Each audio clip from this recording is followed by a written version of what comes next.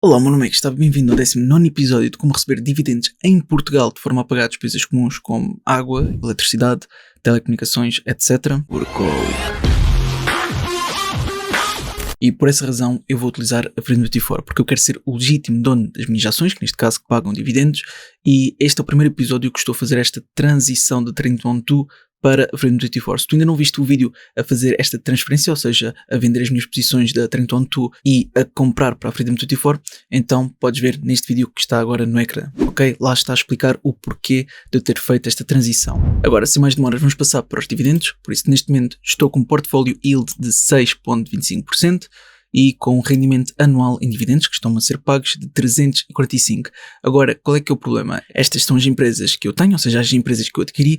No entanto, se formos ver aqui a View Upcoming Dividends, conseguimos ver que existe aqui uma grande discrepância, ou seja, estou a ser pago $35 em abril, depois em julho, outubro e por aí fora, e em junho estou a ser pago $47, depois setembro também, dezembro e por aí fora. Agora, maio, agosto, novembro e fevereiro do próximo ano, estou a ser pago apenas $4 em dividendos, o que é péssimo. Por isso, eu obrigatoriamente este mês vou ter que ver uma empresa que pague dividendos em maio, agosto, novembro e por aí fora. Por isso eu utilizei os filtros do calendário de dividendos, ou seja, o que é que tu podes fazer? Tu podes, se assim quiseres, vir a este site e depois clicar aqui em filtros, ok? Clicas aqui em filtros e depois aparece uma opção que é pagamento dos próximos dividendos, e depois eu coloco aqui Next Month, porque neste momento estou a gravar este vídeo em abril e o próximo mês é maio, por isso quero que paguem em maio. Por isso nem sequer estou preocupado quando é que é o ex-dividend date, ok? Isso depois vou ver no Seeking Alpha. Estou mesmo preocupado relativamente ao payment date, que quer que seja o próximo mês em maio, e depois trimestralmente.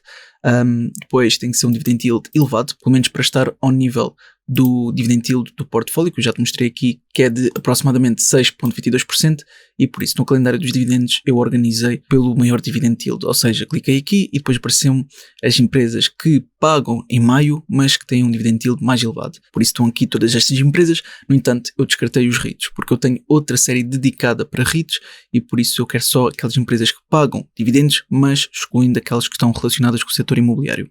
Por isso, as que me chamaram mais atenção foi aqui a British American Tobacco, por isso tu consegues ver que está aqui, e também a Crackle Barrel Old City, por isso um dividend yield de 10,13% e 9,30%. Agora, qual é que é o problema destas duas empresas? Primeiro, a BTI, podes ver que tem um dividend yield muito elevado, mas tem tido prejuízo tanto no último ano, 5 anos e 10 anos, ou seja, tem estado continuamente numa tendência negativa. Ou seja, se nós formos ver e traçarmos aqui o SMMA para vermos a estabilidade desta empresa, não existe qualquer estabilidade, ok?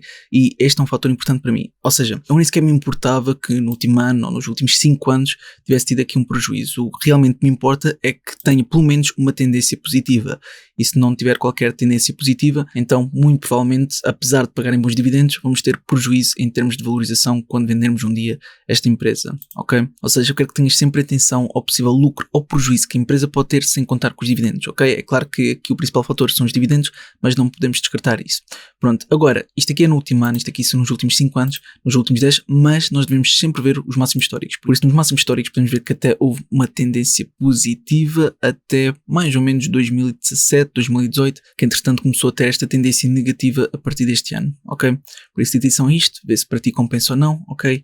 Isto obviamente não é aconselhamento nem recomendação de investimento, mas queria partilhar contigo pelo menos esta para tu colocares na tua watchlist. E queria também dar uma noção do prejuízo que ela tem tido. Aqui a próxima, que é a CBRL, ela, nos seus máximos históricos, teve aqui um lucro de 146%. Mais uma vez, se virmos nos últimos 10 anos, teve aqui um prejuízo de 34%, nos últimos 5 anos um prejuízo de 63%, que é bastante elevado.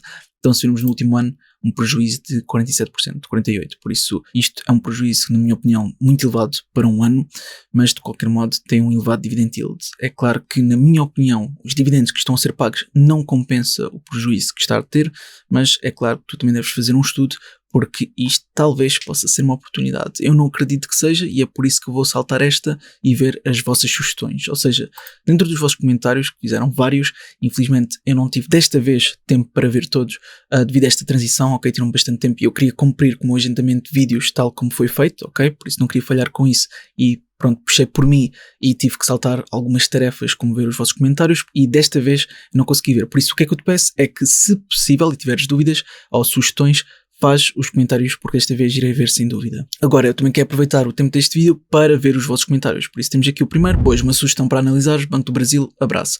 Atenção que eu não vou analisar, ok? Eu vou simplesmente partilhar dados que estão no Seeking Alpha e dar-te a minha opinião do porquê de não adquirir. Por isso, o Banco do Brasil. Então, o Banco do Brasil neste momento está com um dividend yield de 4,39%, o que não é muito elevado. No entanto, tu podes ver que eu não vou adquirir porque o pagamento dos seus dividendos não é em maio, ok? Por isso eu vou já descartar esta. No entanto, de certeza queria haver outras razões para não adquirir esta empresa. Se eu for aqui a sumário, deixa-me lá ver o que é que ele teve aqui no último ano em termos de rentabilidade. Ok, 20% no último ano, nos últimos 5 anos um prejuízo de 7,50%, porque houve aqui uma grande queda em 2020, ok? E depois nos últimos 10 anos apenas um lucro de 39,07%, ok? Para uma empresa que está no Brasil, eu não acho que o dividend yield que esteja a ser pago seja muito elevado, porque há empresas no Brasil que pagam muito mais em termos de dividendos. Agora, isto também é uma questão de pensar, será que eu quero estar exposto ao Brasil? Depois, próximo comentário. Pois, Gustavo, eu também tinha dificuldade a receber dividendos nesses meses, então adquiri Citigroup. Por isso, que paga em maio. Então vamos lá ver. Citigroup realmente paga em maio, dia 24 de maio. Tem um payout ratio de 38,31% e apenas um dividend yield de 3,64%. Não está a acompanhar totalmente o nosso ritmo do portfólio, que neste momento estamos com 6,22%. Não é que seja um motivo para descartar totalmente, mas tem apenas crescido os seus dividendos há um ano consecutivo, o que é muito pouco. Mas pronto, vamos ver também aqui o sumário, ou seja, o que é que tem crescido no último ano. Então, no último ano tem crescido aqui um lucro de aproximadamente 17,53%, nos últimos 5 anos um prejuízo de 15,52% e nos últimos 10 anos apenas uma rentabilidade de 23,27%. Se formos ver o máximo histórico, temos aqui apenas 7,74%, porque pelos vistos houve aqui uma grande queda a partir de 2007 e não tem conseguido recuperar, por isso não há aqui tendência positiva. Pelo menos para mim não parece ser uma aquisição para o meu portfólio. Em termos de ser uma empresa lucrativa, também temos aqui alguns aspectos negativos, mas também temos muita falta de informação. Provavelmente o que mais me preocupa é o Cash from Operations, que está muito abaixo da mediana do setor. Pronto, é verdade que paga em maio, mas não é uma aquisição para mim. De qualquer modo, eu agradeço muito pela tua sugestão.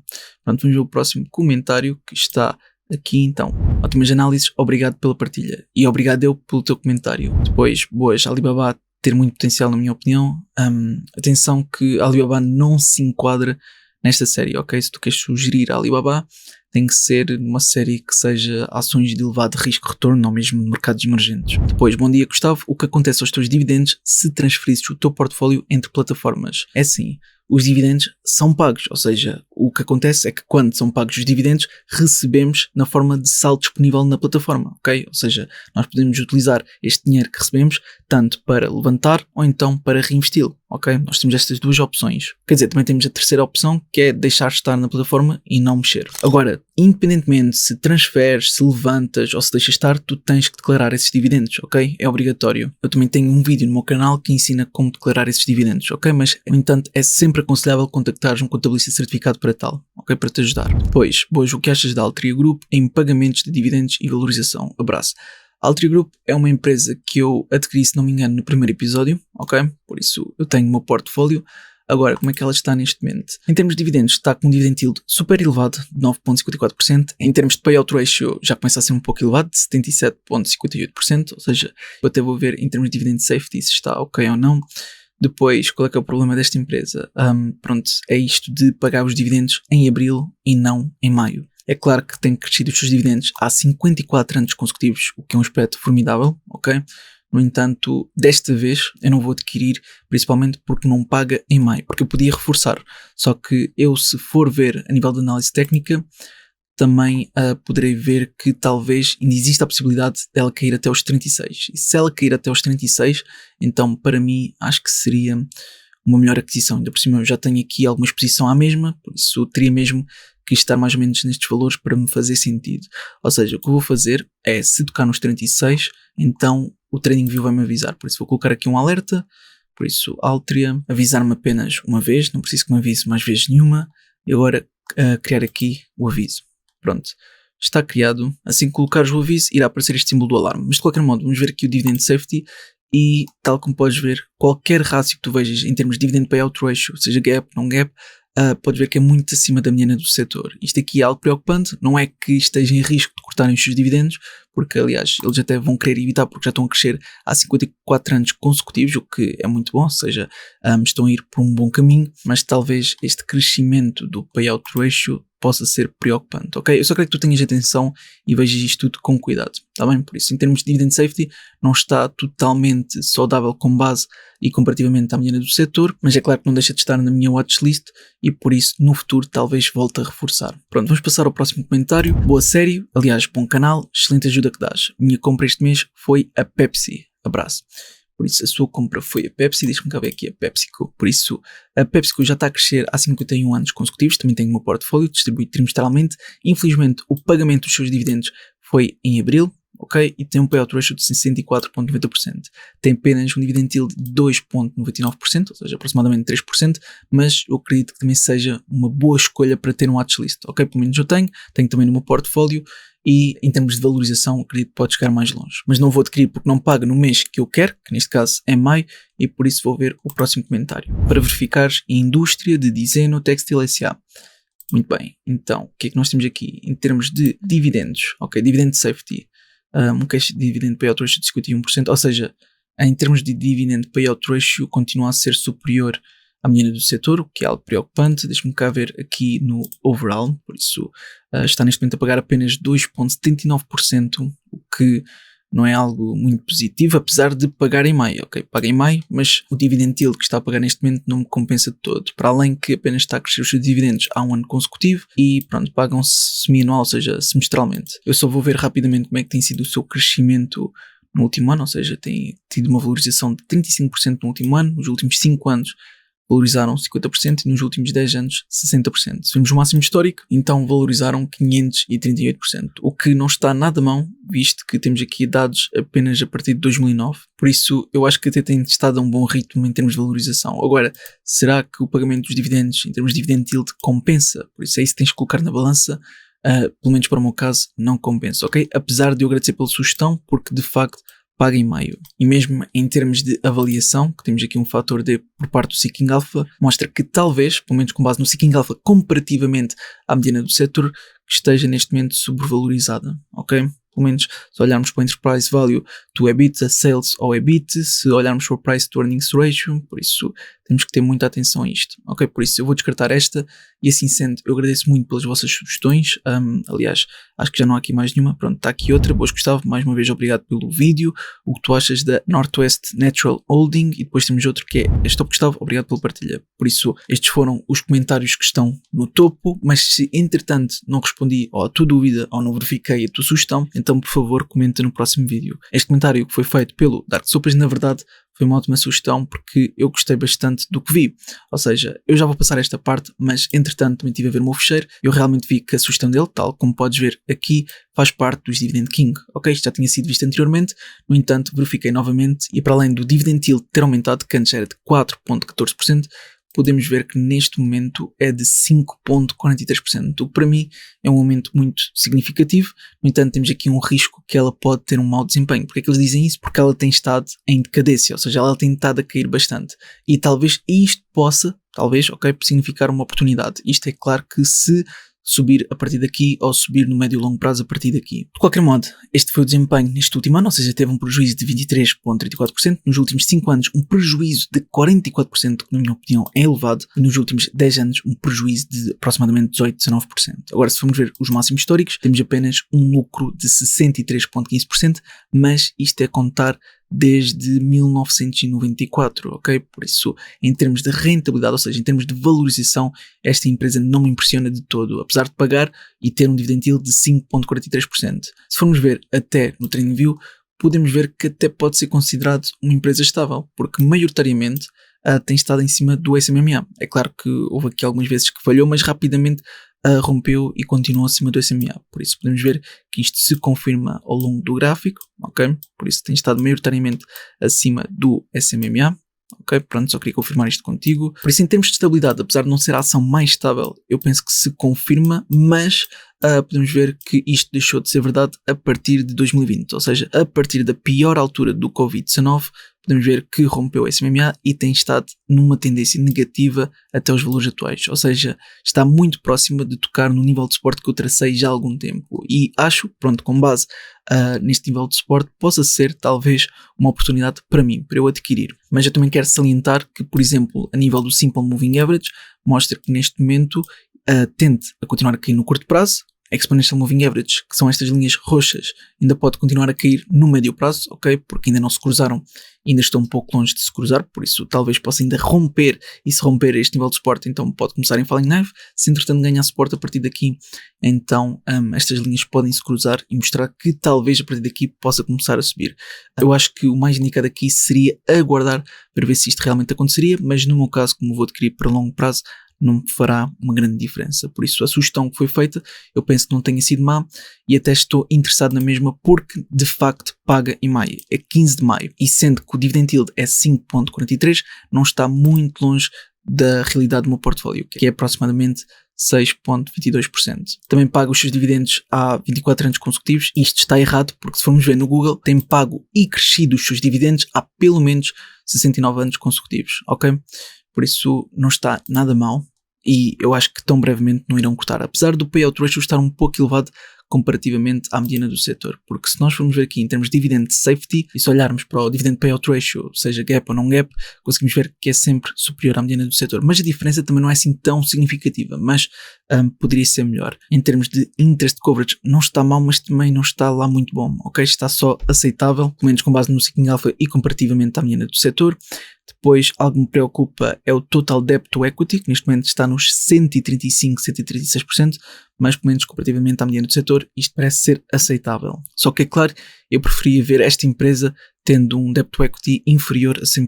Pronto, vamos ver outras como o caso do dividend growth, ou seja, eles têm crescido os seus dividendos há pelo menos 69 anos consecutivos, mas não têm crescido assim um ritmo muito grande, ou seja, têm crescido apenas cerca de 0,5%, o que é muito mau comparativamente à mediana do setor, porque a mediana do setor tem crescido os seus dividendos a um ritmo de 5,45%, o que é um crescimento muito melhor do que esta empresa. Ou seja, esta empresa o que parece é que está a crescer apenas os seus dividendos para continuar dentro dos Dividend King que pagam há mais tempo. É o que me parece, ok? Por isso eu até diria que isto é um aspecto negativo desta empresa que quero que tu tenhas cuidado.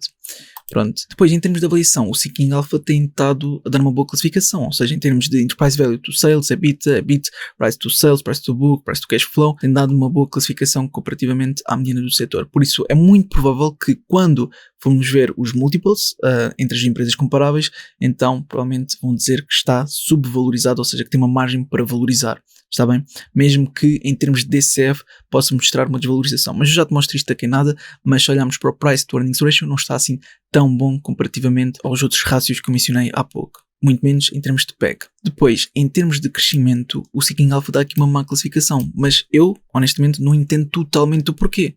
Porque se olharmos para o crescimento dos seus rendimentos tem sido muito superior à mediana do setor, com base nos dados do Seeking Alpha. Se olharmos também para o EBIT, do crescimento do EBIT tem sido, um pouco superior à mediana do setor. Mesmo se olharmos para o crescimento do cash flow operacional, é muito superior à mediana do setor.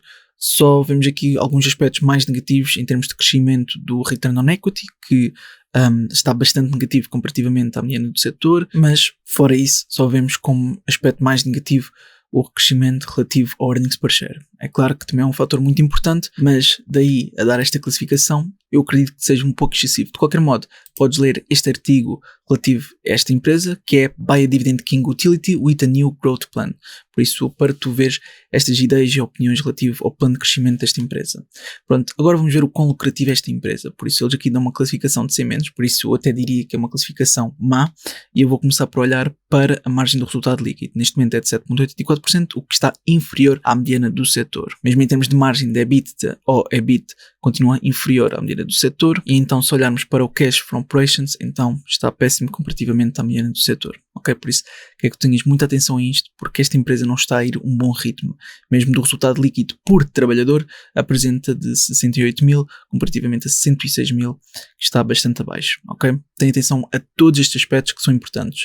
Agora vamos olhar para o momento, ou seja, vamos comparar o S&P 500 com o desempenho desta ação. Por isso, no último ano, A NWN teve um prejuízo de 24 a 25%, enquanto o S&P 500 valorizou 21%. Se vimos nos últimos 5 anos, desvalorizou quase 50%, enquanto o S&P 500 valorizou 73,15%, e nos últimos 10 anos desvalorizou 19%, ou seja, praticamente 20%, enquanto o S&P 500 valorizou 169%. Por isso mesmo, em termos de valorização, não parece ser a melhor escolha. Se formos ver aqui o máximo histórico, então vemos que o S&P 500 teve aqui um desempenho de 1028%, enquanto a NWN teve apenas uma valorização de 60,73%. Depois, se olharmos para os modelos de avaliação, temos aqui que o Finbox mostra uma possível desvalorização de 29,40% com base no DCF nos últimos 10 anos, utilizando o Gordon Growth Exit. Okay?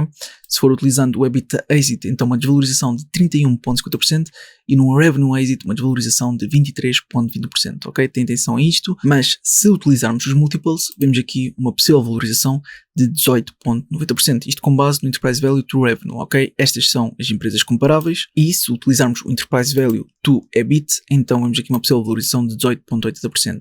Se entretanto vimos o Price to Earnings Ratio, uma possível valorização de 15% com estas empresas comparáveis. Agora, vamos ver também com base na ponderação do Simple Wall Street, por isso ele mostra que está subvalorizado por 33%, o que significa que tem uma possível valorização com base no Simple Wall Street de aproximadamente 49, 50%, ok? Não é mau, no entanto, pronto, já sabes que no Simple Wall Street exageram sempre um pouco, na minha opinião. Pronto, depois, vendo aqui da saúde financeira da empresa, está aqui um aspecto que na minha opinião é bastante negativo, é o facto de terem ativos correntes inferiores aos passivos correntes. Isto aqui não deveria ser aceitável, está bem? Porque eu quero que tu compreendas que normalmente devemos exigir que os ativos correntes sejam superiores aos passivos correntes, está bem?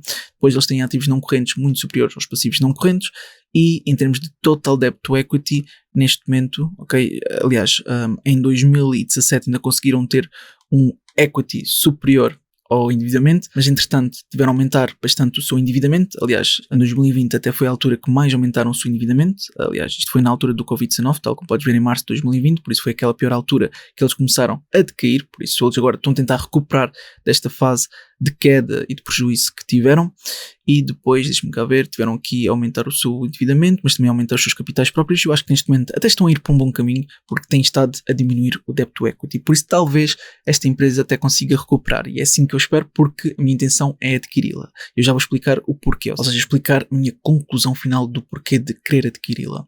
Pronto, vamos ver aqui também um aspecto negativo dos dividendos, que é o facto de não haver qualquer free cash flow livre após o pagamento dos dividendos aos acionistas, o que obviamente é um aspecto negativo. E relativamente ao inside sell, só vemos aqui nos últimos 6 a 12 meses, ok? Porque o que mostra aqui nos últimos 0 a 3 meses, isto não sei se é um erro, mas pronto, praticamente não conta.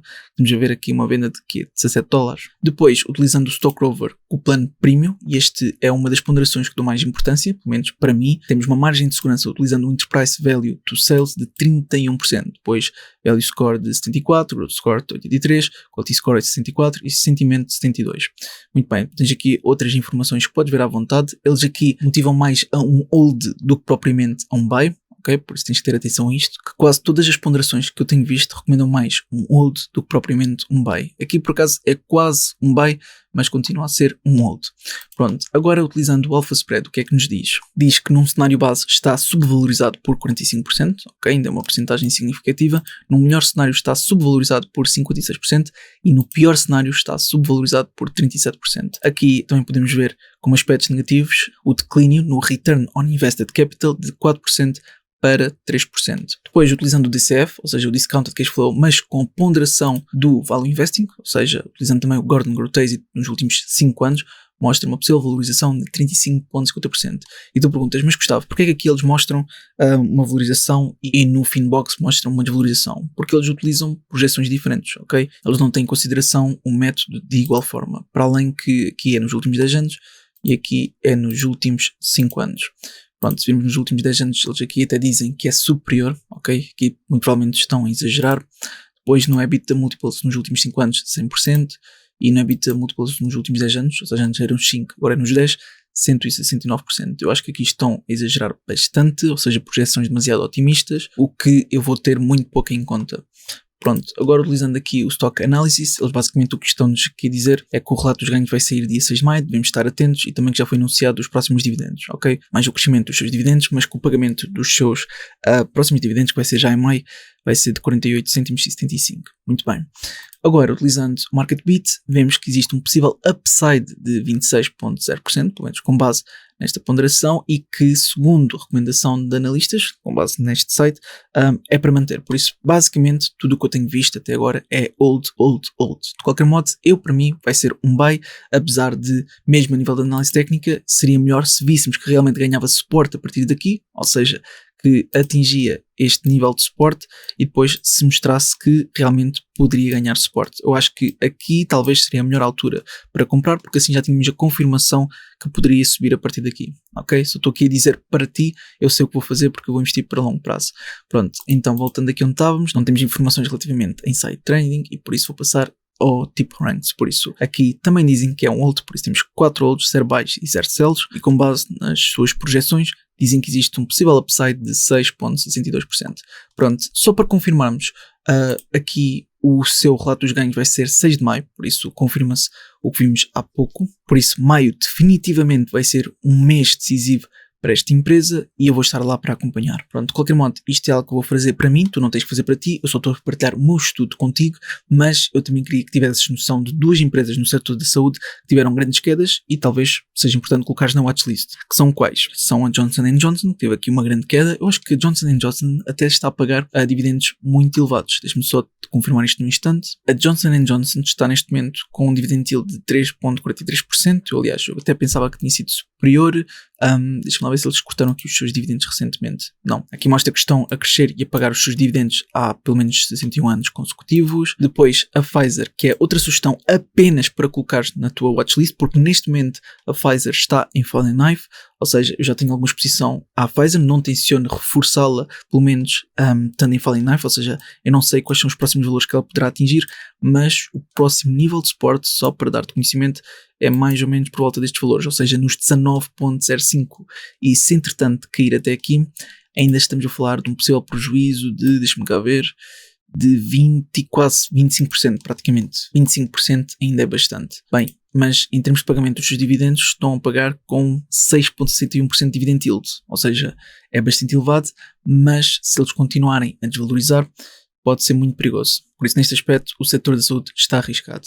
Agora, relativamente à minha aquisição, que vai ser a NWN, que eu vou procurar aqui em negociar Estados Unidos da América e vou colocar NWN, eu quero que tu tenhas conhecimento que eu vou adquirir devido àquilo que eu expliquei no Patreon, ok? No último episódio dos mercados emergentes, porque é uma empresa que faz parte do setor das energias. Eu acredito que no médio e longo prazo possa aqui haver alguma valorização por parte destas empresas. Também é claro que depende da sua estratégia de crescimento, mas sendo que esta empresa é uma dividend king, estão a reestruturar e implementar um plano de crescimento, pelo menos para mim faz sentido, ok? Mas para ti, tu deves fazer o teu próprio estudo e ver qual é que poderá ser a mais indicada para o teu perfil. Por isso, eu vou agora verificar rapidamente para poder então fazer esta aquisição. Pronto, já está. E assim já posso adquirir. Por isso está na Bolsa Americana, o mercado está aberto. Eu vou adquirir aproximadamente o que adquiro sempre na minha série dos dividendos, que é aproximadamente $300, que são 8 ações. Também quero que tu tenhas noção que o portfólio teve aqui um grande prejuízo, porque desde o último mês houve uma grande queda por parte destas ações que eu adquiri, ou seja, isto aqui também está misturado com REITs, porque eu desde o início desta série misturei os REITs com ações para dividendos, ou seja, não fiz esta separação, agora é que estou a fazer uma separação de uma série para REITs e outra que só dedico a empresas que pagam dividendos, excluindo as empresas relacionadas com o imobiliário, porque acho que deve haver uma separação, e por esta razão tenho aqui um prejuízo de aproximadamente 227, o que é, sem dúvida, bastante elevado, mas pronto, isto é para longo prazo, por isso não é algo que me preocupe. Agora vou fazer a minha aquisição, que é de 8, ou seja, aproximadamente $300, ordem de mercado, por isso para adquirir de imediato, confirmar compra, ordem colocada, e deixa-me cá ver, eu vou aqui abaixo para ver a minha posição, se já está, e NWN está aqui, por isso 8 ações, comecei com um prejuízo inicial de 31 cêntimos, mas está aceitável. E começa-se com este prejuízo devido à diferença entre a procura e a oferta. De qualquer modo, isto é tudo o que eu queria partilhar contigo, mas ainda falta-me atualizar aqui no Track Your Dividend. Por isso,